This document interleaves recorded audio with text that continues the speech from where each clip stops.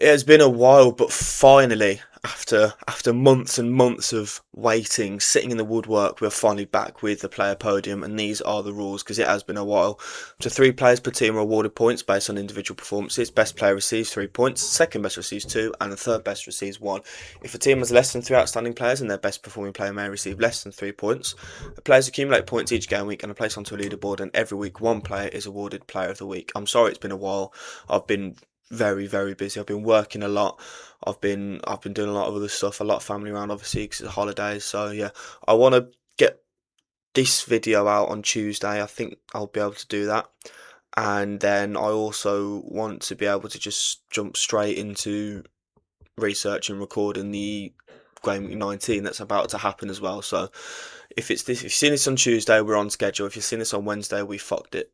No, I didn't post the Game Week 17 video. I simply didn't have the time. I made this spreadsheet before I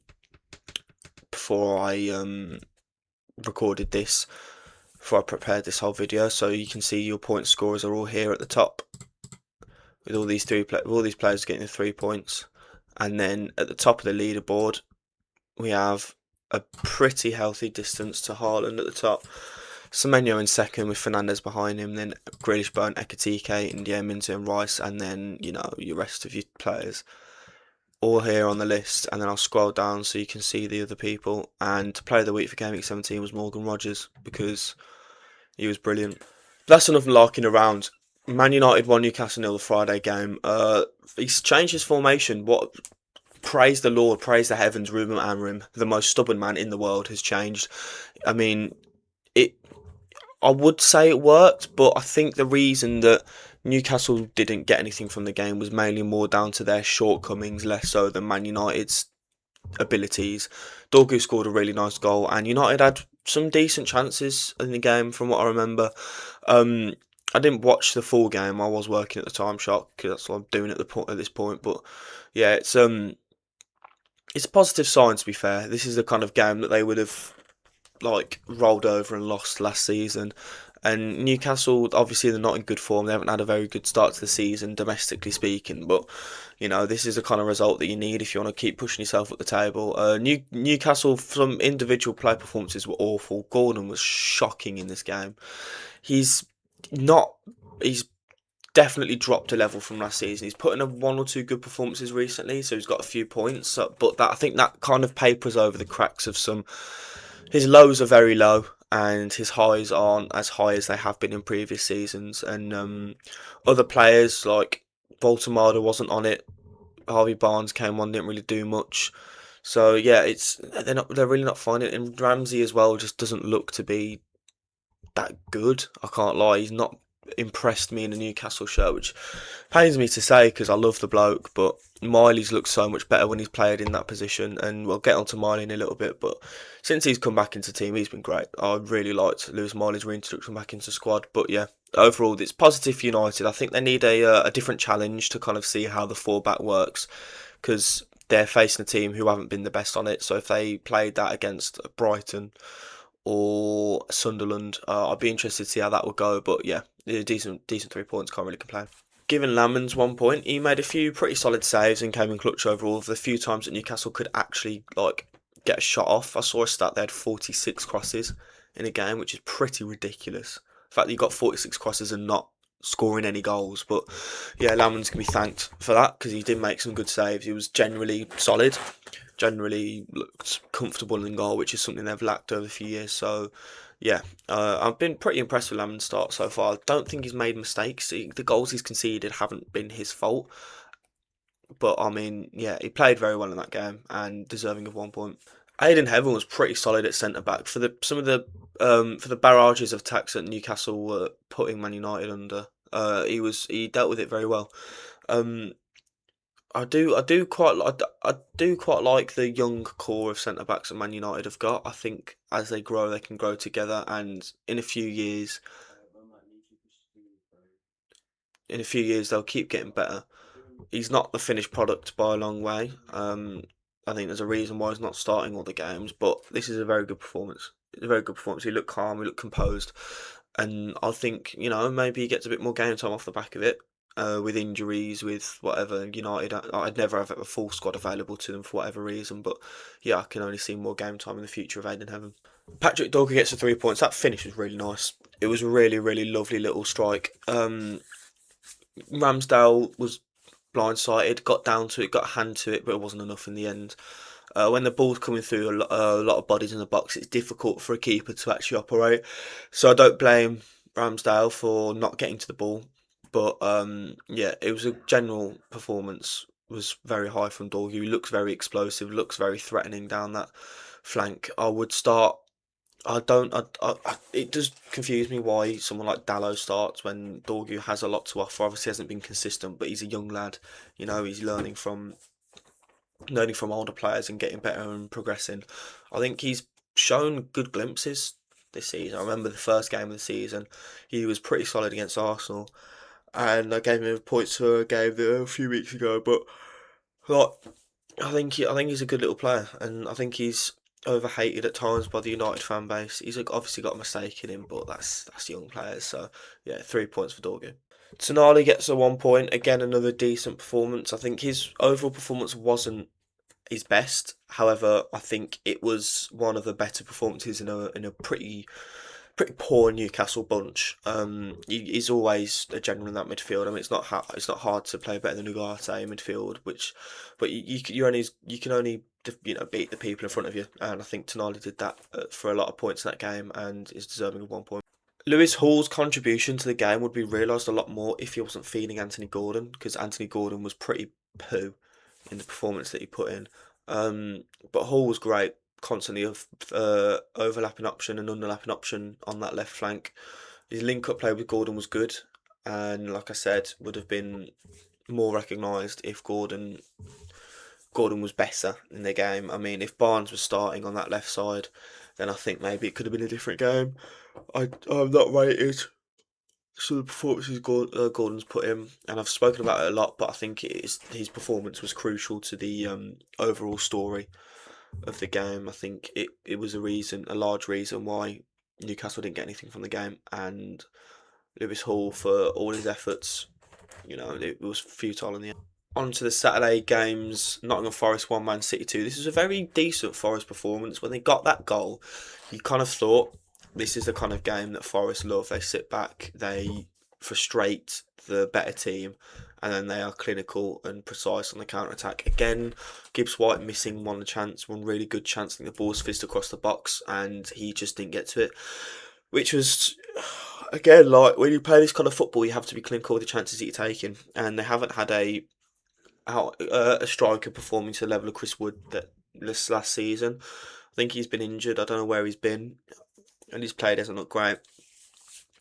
But yeah, they're missing that person that can routinely put the chances away. I do really like Jesus. I will speak about Jesus later, but he isn't your 6'6" bold Dyche number 9, is he? That's how Sean likes to operate. And for City, it is a good 3 points. Like, away to a Dyche team is never an easy place to go. It just isn't. And they had a lot of chances. They could have scored a few more, but in the end, they got the win.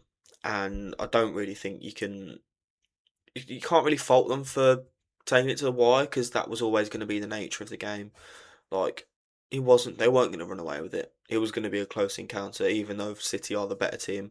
But they did what they needed to do. I think Diaz probably should have been red carded. I think that was too. If you didn't have a yellow card already, you would have been given a yellow for that second challenge, and I think the ref kind of backed out, wussed out of it a little bit, which is a little bit disappointing. But overall, I don't think Forest would have won the game if City were down to 10. I think they would have kept it at a draw, because City would have had to sacrifice a forward body, which they can't really afford to do when they're playing against a team that have so many people back on such a regular basis. So it has cost them a point, in my mind, but it's never just that's cut and dry. That's pure speculation, and what's happened has happened. So, yeah. Amari Hutchinson, while he wasn't fantastic in the game, comes up with the big moment that would have drawn the game and got them equal and got them a point in the end. So I've given a point. The finish was really nice. His positioning was great. His movement was great for the goal, and he didn't get on the ball enough for me because he can be a problem when he gets on the ball, but I don't think he's able to demonstrate that a lot in game. So yeah, I think it was a solid perform. It wasn't. I don't think it's a solid performance. I think it was a solid moment in an all right performance from Hutchinson. Still kind of yet to see where the 37 millions come from. Obviously he was good at Ipswich last season and he's shown flashes, but if you're a marquee signing, you've got to show more than flashes. That's the problem people have had with Wirtz, and I think the same mentality should be applied to Hutchinson. And Igor Jesus gets 2 points. He reminds me of Evan Nielsen in the sense that he isn't fantastic in front of goal, but his movement off the ball and his link-up play with the rest of the attacking line is very good. And he isn't like I say he's not great in front of goal. He's obviously good in front of goal. He's a professional striker, but I think his strength isn't his like putting balls away from 6 yards out. Like he's not Calvert Lewin in that sense. I think he's very dynamic. He's very fluid. His movement again, like I say, like for the goal, he takes a ball out wide and puts a lovely little ball into Hutchinson. And I do have a little soft spot for that like rounded kind of striker, the striker that can do that alongside your Haalands and your Peter Crouches and stuff. So I think he played well. Like he linked up very well, and you know he's got a goal in him, and the goals will start to come eventually. I think he's a very tidy little player, so the goals start to come. But for this game, all we can say is he put in a good shift. In a game where he didn't score assist, Foden still played really well, and that's the benefit of that's the kind of City thing. Like when some players don't score, they don't play well. Like Haaland didn't play well, but if he scored, you would have said it was a good game for him.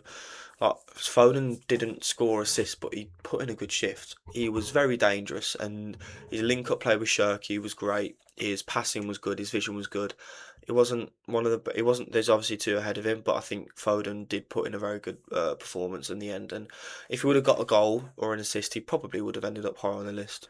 Tiani Reinders gets 2 points. His the analysis that was done on Match of the Day was very good. It kind of highlighted how him moving to that advanced role and helped City have more of a threat on goal, which was the case. I think it was 0-0 at half time, and then they went 1-0 up through Reinders. His finish was nice. I mean, Reinders at Christmas, so he started to I think he set expectations very high after that really good performance against Wolves, but he's kind of come to a level where he's playing very well, but he isn't putting that level of performance week in week out. Like he's not doing this, he's doing this, and I think he does deserve a bit of recognition for the actual shifts that he is putting in, because he's playing very well, and this was another case of that. And when he moved further forward, he really helped City in the numbers game, because obviously when you got three at the back, if you're just leaving Haaland and Shirky on their own, they're going to struggle, aren't they? So, but yeah, Rangers is starting to plug in a lot of good performances now, and that was one of them.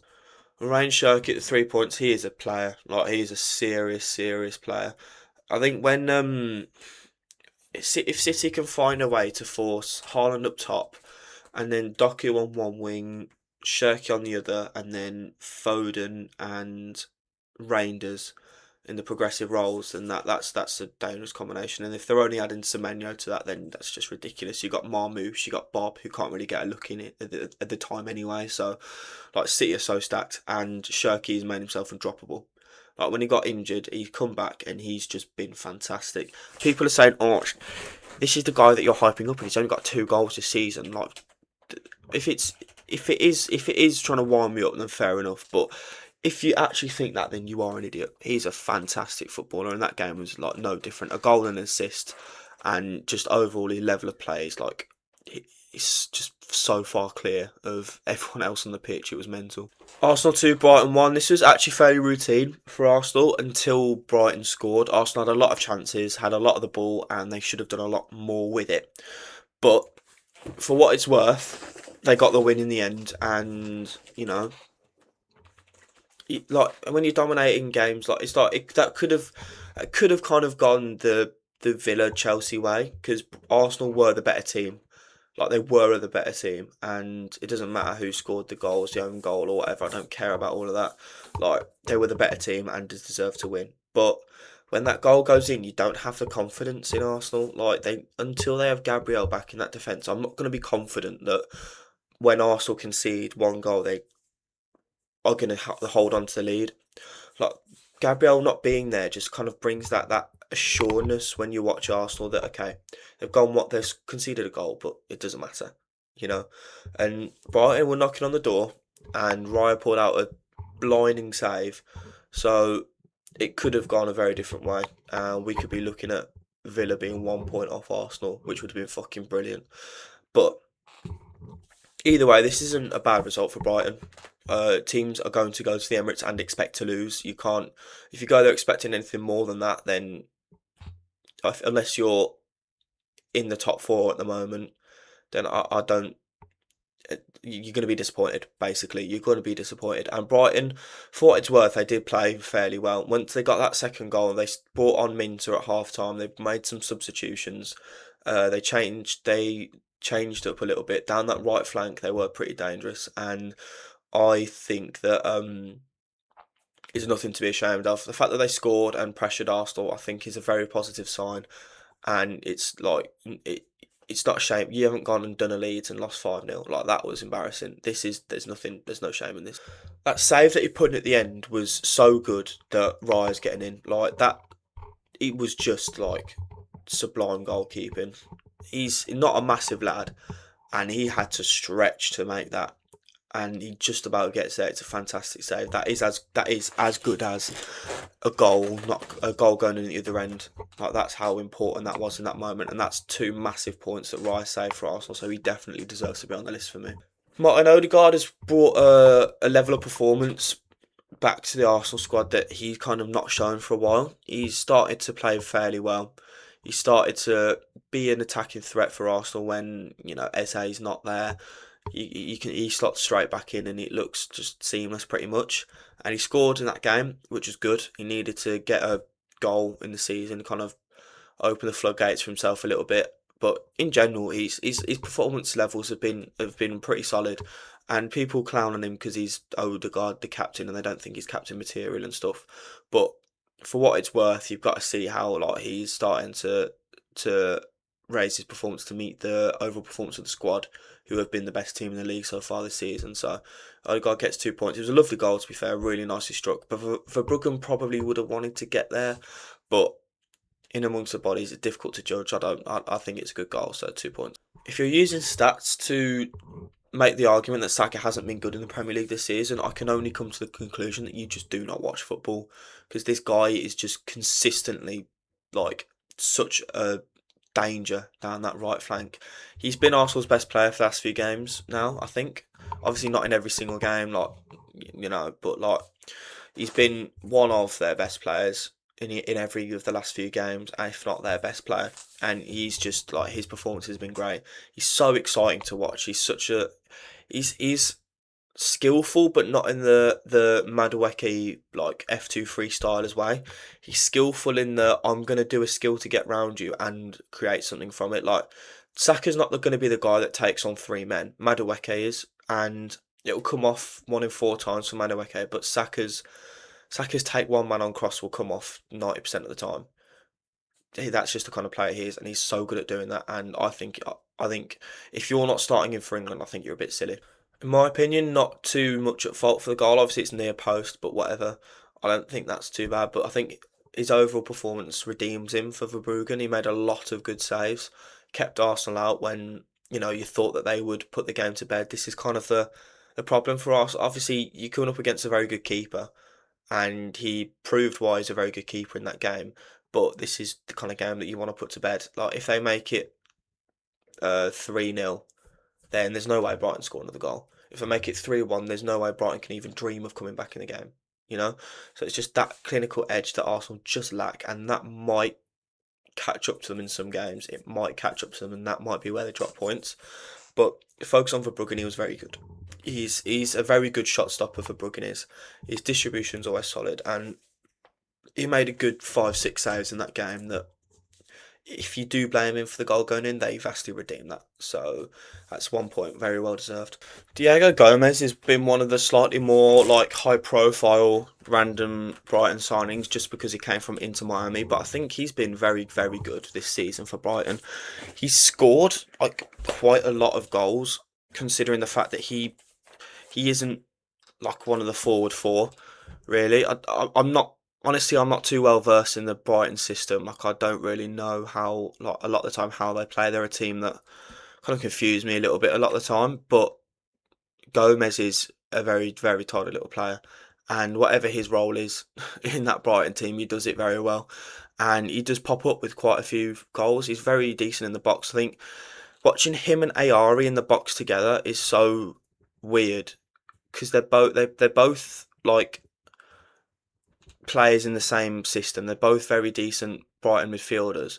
But when Ayari gets in the box, his composure just goes out the window. But Gomez seems to be the guy that can burst through from the midfield and score, the aggressive midfielder type role, I think. So, yeah, like I don't want to speak too much on his tactical like role because I don't really know that much, to be honest.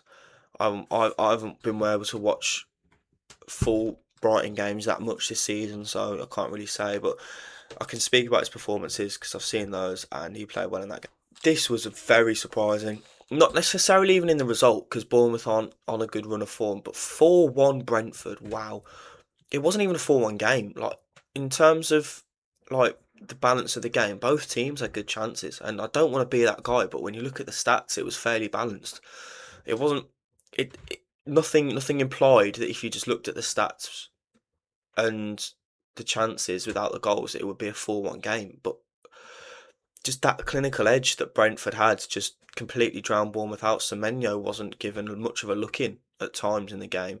Like Keith Andrews did a really good job in this game of just nullifying Iraola. I think Iraola's a superior manager by a while, but Andrews played a blinder. He did. The Brentford defence were really resolute. They had a very good game. I'm going to spoil it now. They didn't get points because when you score four, obviously your attacking players are gonna. Well, I say that, but one did. But most of the time, your attacking players are going to get a lot of the shine. And yeah, this is worrying for Bournemouth. I saw a Bournemouth fan saying that they want Iraola out, and his reasoning was because he's going to leave at the end of the season, so they want someone in that's dedicated to the future.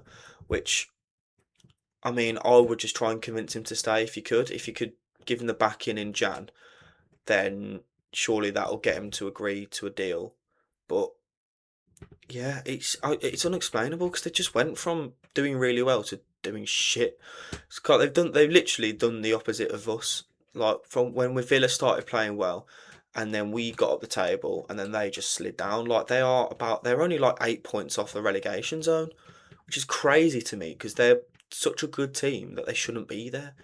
But yeah, it's performances like this that make you think maybe they weren't fine after selling all those, like selling Kirkes, Zabani, and Huyson. I remembered halfway through my little speech there that I put Cowder in for a point, and I was kind of just waffling for a bit. But yeah, Cowder is brilliant. He's a really good little player, and he's been so solid for Brentford this season. He's so much more than a throw-in, which is what people confine him to, which is kind of like disrespectful in a way because he's better than that. He's not just long throwing merchant. Like he's a really nifty left right back. He's really quick. He's defensively solid and offers a bit of impetus going forward. And I think he gave Semenyo on that side no hope in that game. So he's got 1 point. Damsgaard hasn't had. Has kind of taken a step back in his role for Brentford this season. It's been more Sharda, Watara that have kind of created a lot for Brentford, but when Damsgaard's played, he's been great. I don't know why he doesn't play every game. It does really confuse me. He's such a good player. Like he should not be playing at Brentford, in my opinion. I think he'd be a good Bournemouth player. To be honest, I think they should sign him when they obviously they're not. He's not the same as Semenyo, but when they move Semenyo on, I think a bit of that. I think if you threw 25 million at Brentford, they'd consider a move away for Damsgaard. So I think it'd be worth a go. But yeah, I love Damsgaard, and he gets 2 points. It's player of the week time, and it's Kevin Schade. I saw a few Brentford fans say that, but they're annoyed at Schade's performance this season. I don't know if it's just me, but I think he's been excellent. I think he's been probably one of Brentford's best players. I know Thiago gets the credit for the goals and whatever, but I think Shard has been great this season. I really, really do. I think he's starting to show, like, previous seasons he showed glimpses and he looked like one for the future. But I think he's starting to come into his own as a established Premier League player at this point, and this performance kind of solidifies what I've been saying in that sense. Obviously, he does these a lot. He does have these one-off games, but I think his performances this season have been overlooked, and I think this is a very good show. And all his goals were great, very clinical, which is kind of what you want from your tricky winger because he's fast and he is like difficult to deal with. But a lot of players who are like that aren't clinical, like Doku. So yeah, and either way, it's a play of the week performance. I don't think anyone can really argue with that. I wanted to make a point about Semenyo. I've put him in because he scored, but he was not given a sniff by Brentford in that game. The reason I put him, the reason I put him in is obviously because he scored. But one of the reasons I really want to talk about it is if you can score in a game where you're not playing well and your team's not playing well, for me that's a sign of a player who is destined for the top. Um, I think I think Semenyo is his performances have dropped in recent weeks, which is correlated with the team's overall drop. However, I think in this game he showed that you can produce a moment of brilliance in a game where your team is struggling. It, for players like this at teams like this, the one I always go back to is Grealish, and I know they're probably going to the same clubs, and it's because Grealish played for us, and I know that the impact that a player who can pull someone like that out when you're not having a good game, I know like how important that can be for your team. It didn't galvanise them in this game, clearly not, but on another day that could have been a catalyst for them to go on and do something, and that kind of player will be destined to get a move up the league. And that's I think that's going to be the case for Semenyo, and that's why I think he will actually do well if he gets game time with City. Because if he's not playing well, he can still produce something, and that's a very City Pep kind of trait. I have nothing to speak about for this game, so I'm not going to speak about the game. I'm going to speak about the performances. Burnley, I'll speak about the teams with the number one. That's what I'll do. With the player with 1 point, I'll speak about the teams and then speak about the player that's there. So for Burnley, 1 point, Kyle Walker, like should have won it at the end. That's what I'm going to say for Burnley, and that's the kind of points those drop points are going to be the why you go down. I think Burnley are going to finish 19th this season in the league, and that the very reason is because they can't scrape the win like that. Like they can draw games, but you can't if you're gonna miss chances like that, you are showing me nothing that makes me think, okay, you have the ability to stay up this season. And I know it's very deterministic off one game, but I don't really care. Like I've been very kind to Burnley this season. I've been very praising of Burnley at times this season and their performances, but come on now, lads. Kyle Walker gets 1 point. Everton had so much more joy down the right hand side than they did the left hand side. I know Dibling's much better, like much more skillful player than McNeil, but I think Walker's performance was good on that right and meant that McNeil didn't get anything. Compared to on the left hand side, I think it was Perez that was playing, and yeah, Dibbling like kind of ran the show. So Kyle Walker gets 1 point for me. Martin Dubravka gets 2 points. Back to his Burnley best. He's been such an underrated player this season. No one's really spoken about him. No one's really rated him that much. But if you've been watching, but no one is. But if you've been watching these previous videos, you know that I've really rated Dubravka's performances this season, and he gets 2 points. He made some great saves in the game, kept Burnley in it at times, and if they won the game, I'll be looking at him and saying he's the main catalyst behind that. Everton, this isn't a, it's not a bad result per se, but you would expect better. Like drawing at Turf Moor is such a English traditional result. I had to sneeze.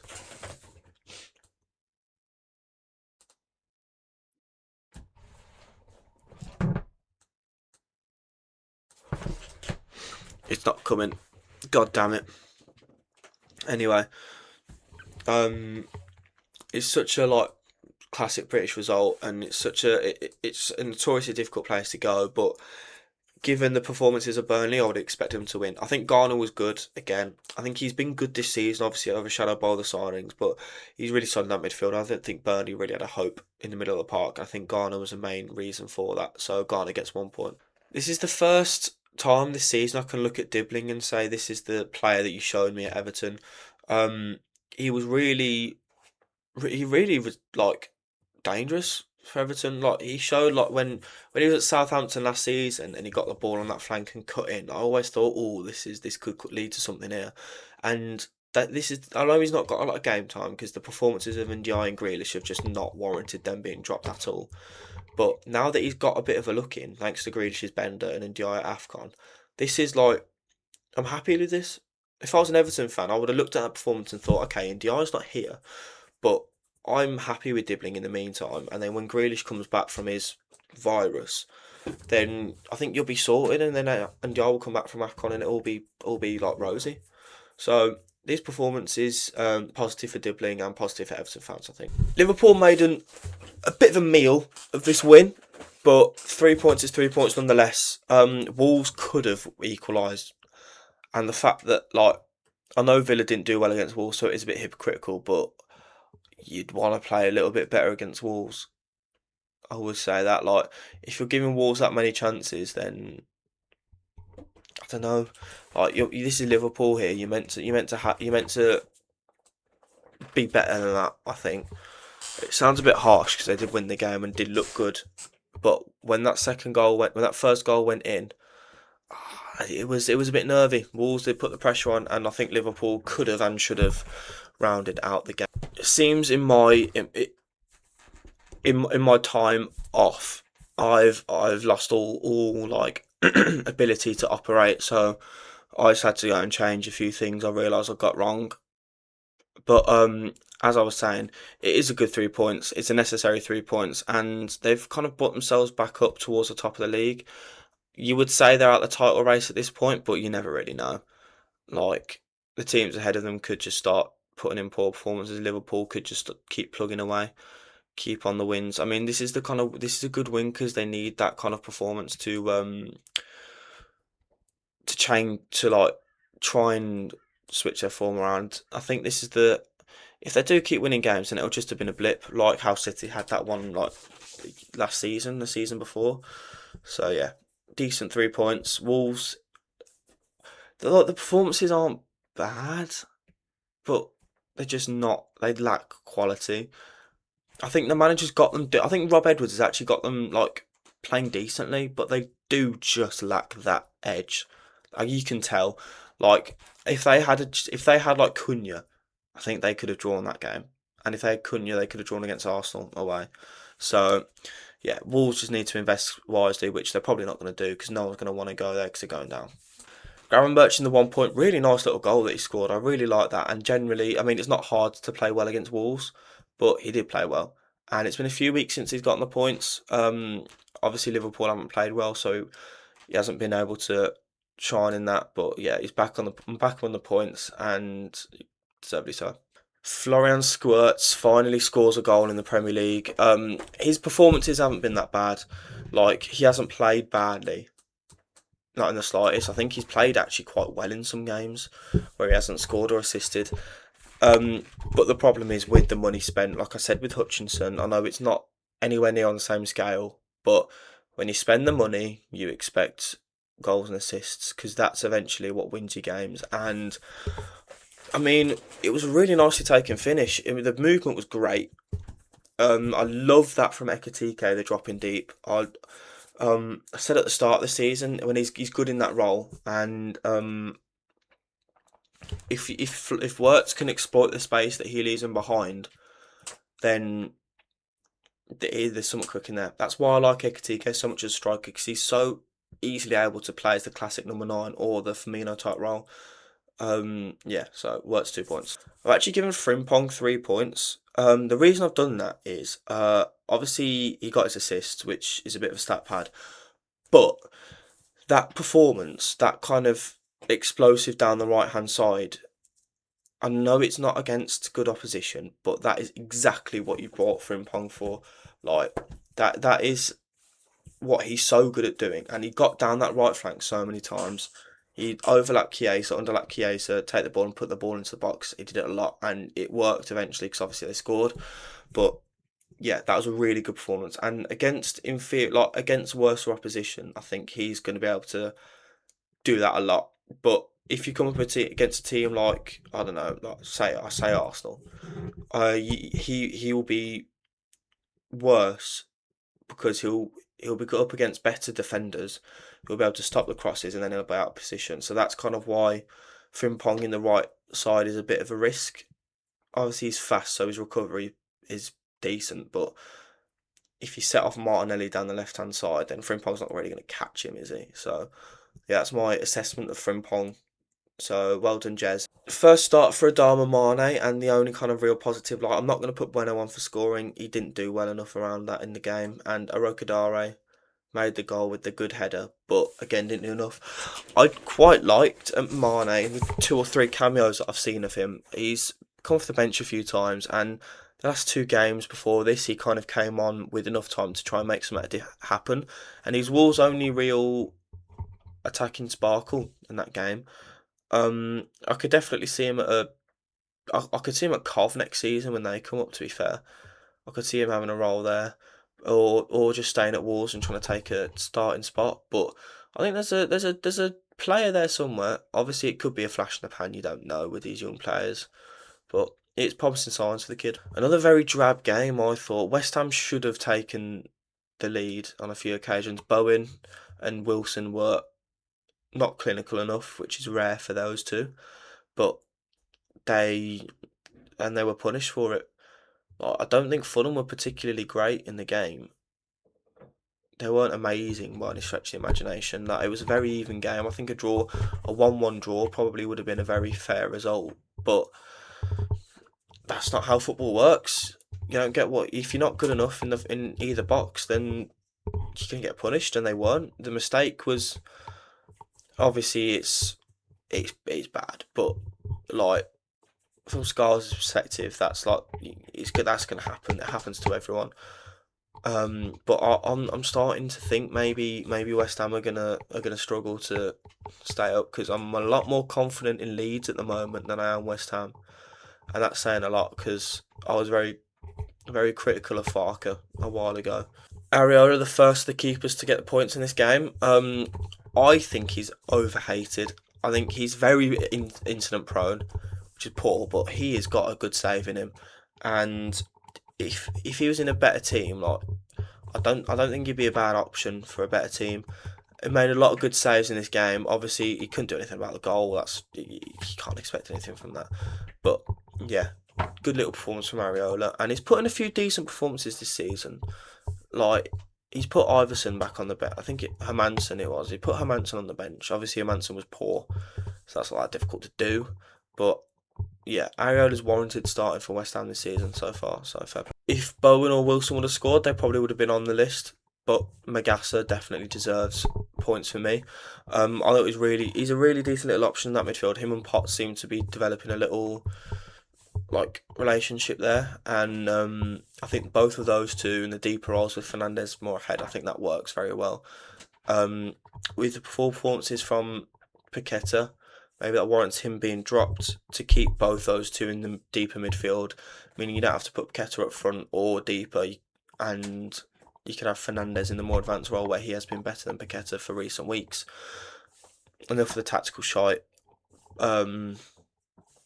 Magassa play well. He's progressive, carrying is decent.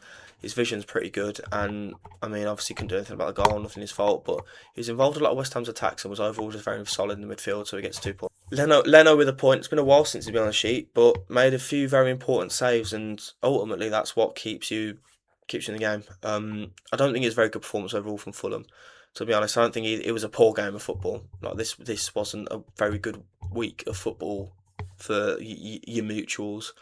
If you're a Premier League enthusiast but you don't support a team, then it's probably one of the weeks you can afford to click away. Everyone's probably a bit full from Boxing Day and Christmas Day dinner, but yeah, Leno put in a decent shift, made a few important saves where he needed to, and ultimately deserves a point.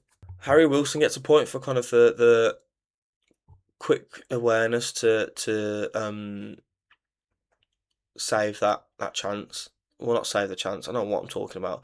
The awareness to make the chance for off the failure from Scars to clear the ball. The first time on the volley, I guess it did bounce, so it's not a true volley, but as it's bobbling, to get that right on Jimenez's head is a moment of true skill, and it only takes one of those to win games, and that's what happened in the end. This is this is becoming a bit of a common occurrence. This is Villa 2, Chelsea 1. We were shocking in that first half. Jesus Christ. We were, I'll say shocking. I don't think we were that bad, but in on a stat sense, we were shocking. That's what I mean. We obviously had the idea that we wanted to sit back and play defensive football, which worked until we flapped a bit from the corner.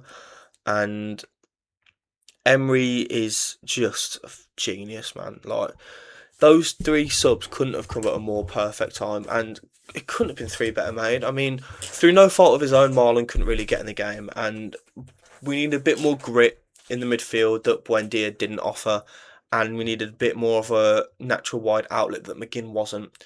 So moving Tielemans forward and putting like Anana, Kamara, Tielemans are just firing at the moment as a combination. Like, they just are. They're so good together.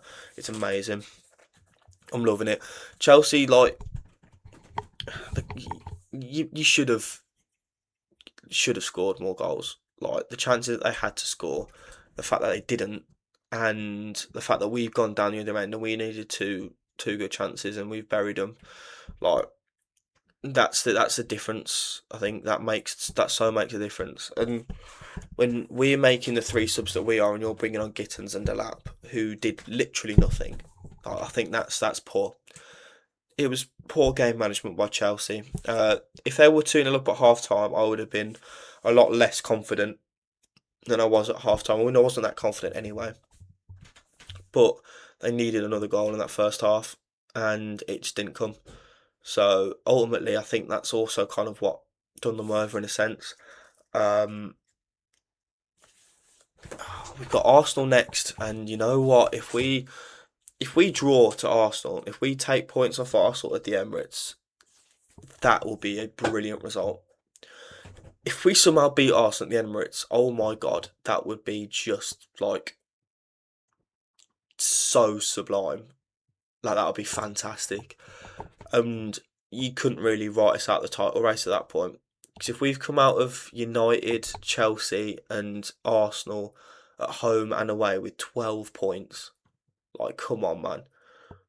As far as I think we are in the race. You're not out the race till you're out the race, and we're certainly not out the race at the moment. I don't think we're going to win the league. No one really does. But to be able to say that we're in the title race, the fact that there's even a debate that we might be in the title race is great. I love it. So yeah, I'm having so much fun at the moment. I'm so annoyed that I can't beat more games because I'm working all the time. I'm going to try and schedule my shifts, see if I can get my shifts changed around the Villa. So see if I can, like, say I can come in from 5 if we've got a game at like half 12, or I can come in at 6 if we've got a game at 3 or whatever, something like that. Because I'm missing out. I missed out on the Arsenal game. I was devastated.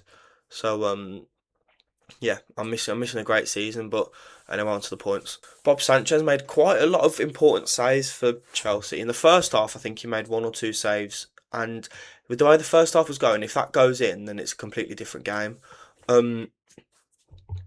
Because that's what you don't want. You don't want to be playing like the Deutsch kind of thing, like I said. You don't want to be playing these teams where you sit back and then they go down, have one chance and score. Chelsea kept Rodgers out of the game for quite a lot of it, and that meant that we couldn't really rely on the outside the box brilliance that Rodgers brings. So, I mean, the one time we got the ball, we played the lovely pass to Watkins and got the goal. So that came in a different form. But yeah, anyway, I do this all the time. I go on tangents and don't speak about the player. Like Sanchez played well. He made a good. I think he made 6 saves in the game, and they were all good saves and all necessary saves. Obviously, they didn't win the game, but he did what he could. He couldn't do anything more from the goals, and yeah, good performance, Sanchez. Neto, especially in that first half, was really like Chelsea's main creative threat. I don't think Palmer had a good game. Esteval didn't do really much when he came on either, and Garnacho's Garnacho. So Neto was the one that was getting at Maatsen. I was surprised that we were playing Maatsen in the first place, because if we're playing so defensively, I think Digne would have suited better, but Neto was able to exploit Maatsen's slight defensive weaknesses very well and got round him, got the ball into the box, and got like chances off quite a lot because of it. So he gets 2 points. Reece James has just stepped up so much this season. Like he's been available and he's been brilliant. Like he's such a good player. I don't see how he doesn't start for England. Like he has to start for England, I think. And this game again, the corner, like he put it in the area, and like if you don't have the chance, you're not going to get the goal. And Martinez made a flap of it, our defenders made a flap of it, but that's not James's fault. He still delivered a really good ball. So, yeah, overall his performance was great. His passing was great. His defensive stuff was good. It was just a great Reece James performance, which is what he's been doing in recent weeks. I'm showing you all these three now because this triple substitution, I can't hammer home to you like how much that won us the game. Like all three of these players when they came on were brilliant. Sancho was so creatively like he's such a creative spark. He drove with the ball. He looked for difficult passes. He wanted to beat a man, and that's what I've seen from Sancho this season without the goals or assists. This is why I don't think Sancho's been a flop, because he's been decent in cameos. Like he's played pretty well in the games he's come on, but he just hasn't got anything to show for it.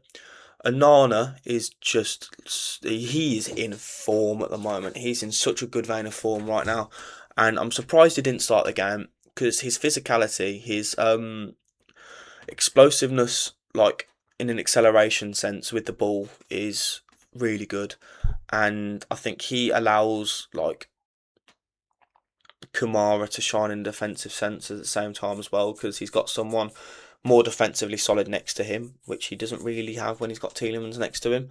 And Watkins, I'm so happy that he scored. Like,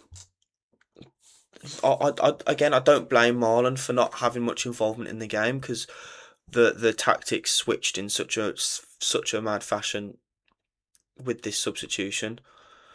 We kind of just took our foot off the brake, and bringing on Watkins with his channel runs and his like, and also his desire to score a goal. I think he more than Marlon needs to score in his mind. So I think that helped at the sense as well. And he's always good against Chelsea. I don't know why. So these three as a unit were fantastic, and they all deserve points. It's a game that I didn't really catch much of, but Sunderland 1, Leeds 1, I think it's a better point for Leeds than it is Sunderland. But with the depletion of the Sunderland squad, it shows that they're going to struggle. I think in this month period, I think with their full strength squad, I think they beat Sunderland. They beat Leeds, and I don't really like. They're bringing Shirkin in, who hasn't played a minute of Premier League football this season before that game.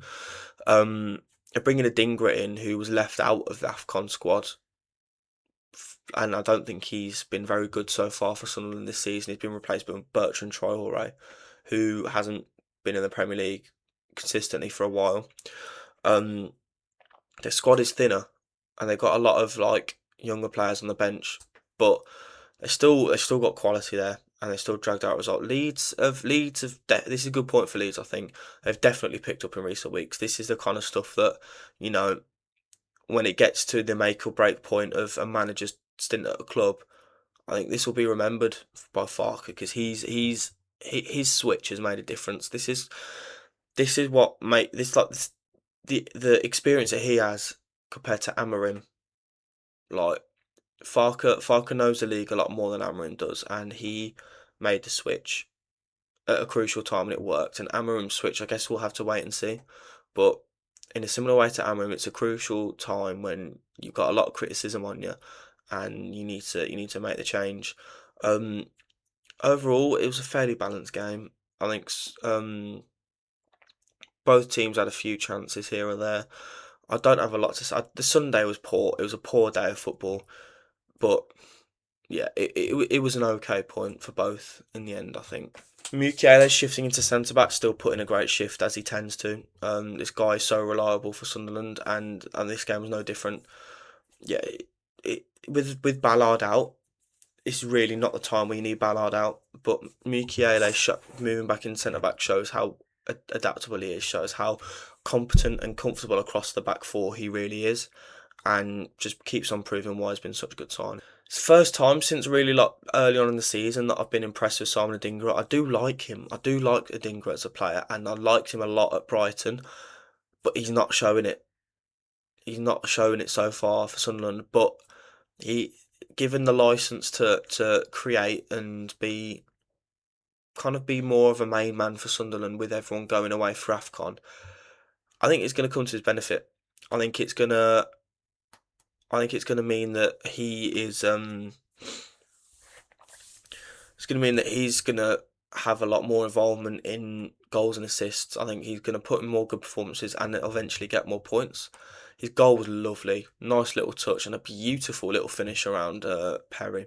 So for that, he deserves the 2 points. And the man to hold down the fort, Granit Xhaka, just an absolute general. He's signing of the season so far for me. Just Pippin Shirky at the moment, and I think you can really argue against it.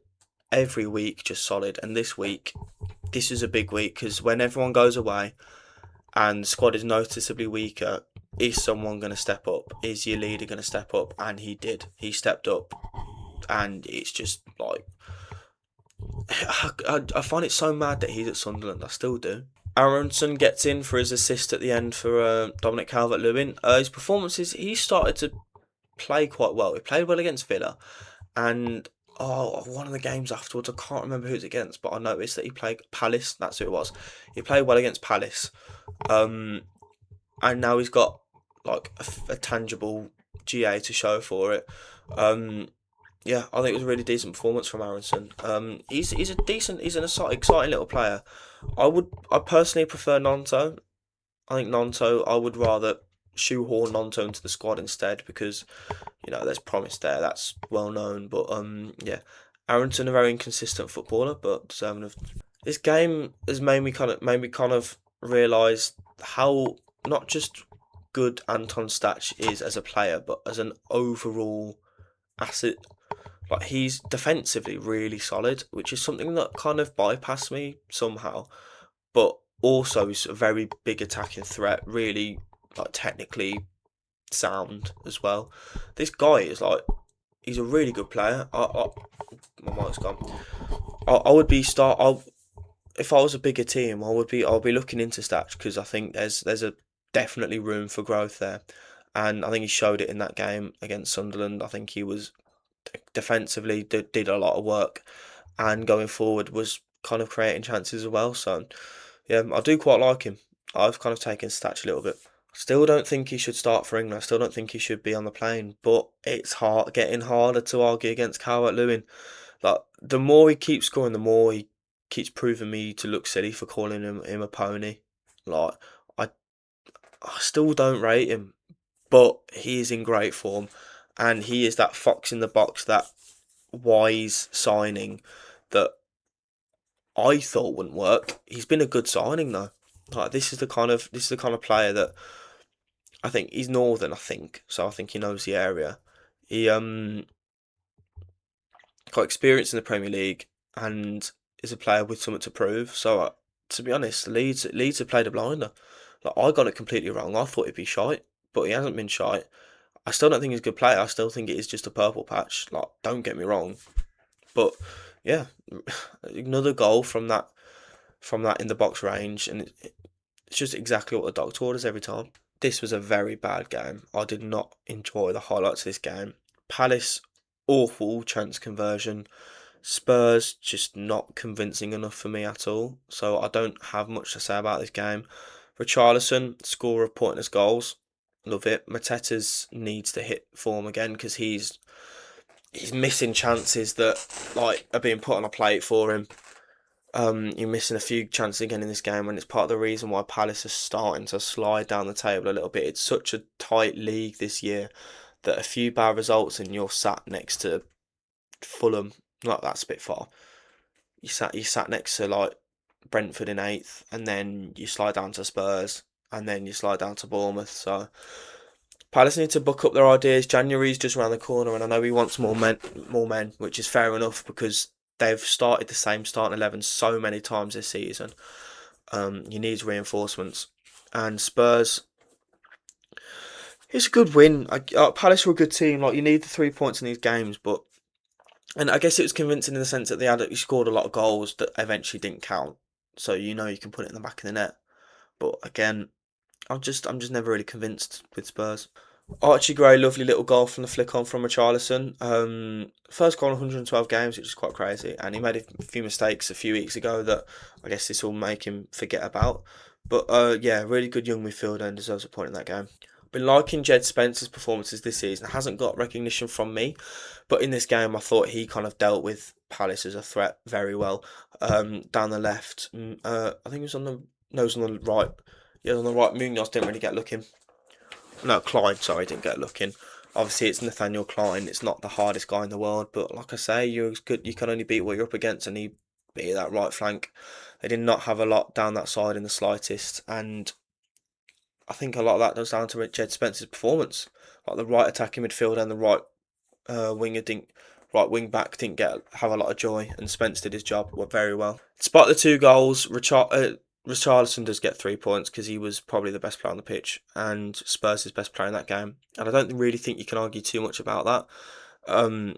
His overall attacking play is good, and there's a point made on Match of the Day that when you're in strife, you want a player like Richarlison who will show fight, especially from a fan perspective, and I do agree with that because Richarlison obviously does like to put himself about and like to get like passionate and stuff, which is kind of what you want. You don't really want a like a player that's good but heart's not in it. Richarlison's not that great, but his heart is definitely in it, and that showed in that performance. Adam Wharton gets a point for me. I think he was in that base. He was doing a lot for Palace in that game. He was playing a lot of nice passes forward.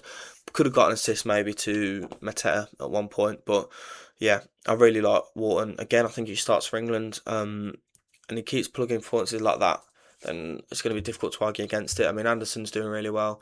Do we start ricing it deep and play two attacking midfielders? That's really this debate. But we've got such a luxury of choice, and with the players performing the way that they are, I'm feeling in good stead as an England fan. Let me say that. And your point scorers as listed here. I'll slide across so I remind you of up here. And if we have a look at the leaderboard, we scroll all the way across. Haaland is still on his own on 29 points. Semenyo on 21, put a bit of distance between Fernandes. You've got Grealish, Bowen, Ekatike that are up in the 18 point slot. You've got Ndiaye, Minter, Rice, Xhaka following close behind. Then you see the point I was making about Thiago gets a lot of credit, but I think Sean has been very good as well. You've got Ballard and Rose just in behind Xhaka. You've got Caicedo, who's not been as outstanding in recent weeks, but I'm sure the points will come. And Buemo, all these players have been great. Rodgers has slid himself up in here. And then you're starting to get to your bigger lists, like you look down here at 9, 8, 7, and then you list the player of the weeks. And I'll scroll across and remind you of the players that are chilling about in the 1, 2, and 3. But yeah, that's all from me. I do want to get more consistent with these. I am really busy at the moment, so I'm gonna get these done as quickly as I can. But it's a busy time in the moment anyway for football. But even so, I need to be more on it with these videos. I do apologise for that, and thank you very much.